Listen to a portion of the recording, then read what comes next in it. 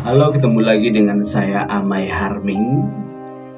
Hari ini kita akan melihat dari satu cerita yang ada di dalam Injil Yohanes pasal 5 ayat 1 sampai ayat yang ke-8, yaitu bicara tentang seorang yang disembuhkan di kolam Bethesda. Dan Yesus berangkat ke Yerusalem. Nah, di Yerusalem ini dekat gerbang domba ada sebuah kolam yang dalam bahasa Ibrani-nya disebut kolam Bethesda.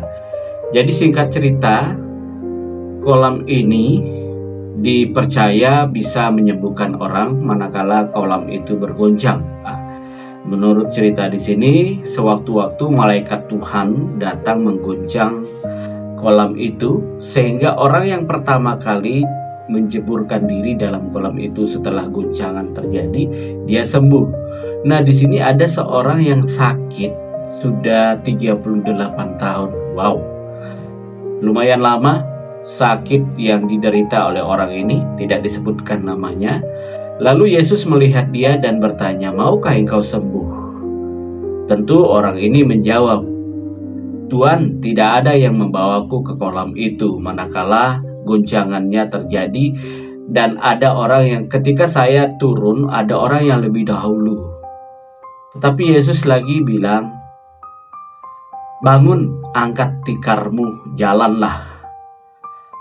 Dan yang menarik di sini, orang itu segera mengerjakan apa yang diperintahkan Yesus dan dia sembuh. Nah, setelah proses terjadi penyembuhan itu, Yesus pergi dari situ dan dia pelayanan di tempat lain. Dan pada hari Sabat berikutnya, Yesus bertemu dengan dia dalam bait Allah dan berkata kepadanya, "Ingat, engkau telah sembuh, jangan berbuat dosa lagi supaya jangan terjadi yang lebih buruk daripadamu."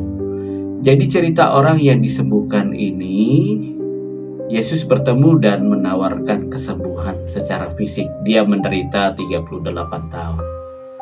Tetapi Yesus bukan hanya menyembuhkan secara penyakit fisik. Yang Yesus ingin pulihkan adalah hidup kita. Seberapa lama kita terbiasa dengan dosa? Seberapa lama kita sudah dibelenggu oleh kebiasaan buruk? Hari ini juga Yesus bertemu dengan engkau.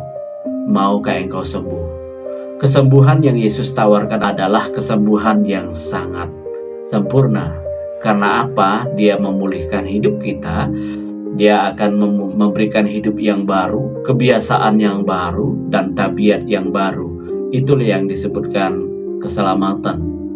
Keselamatan bukan berarti terjadi hanya pada saat ada situasi genting, tetapi yang terpenting dalam hidup kita adalah bagaimana kita hidup setelah kematian, atau bagaimana nasib kita setelah kematian.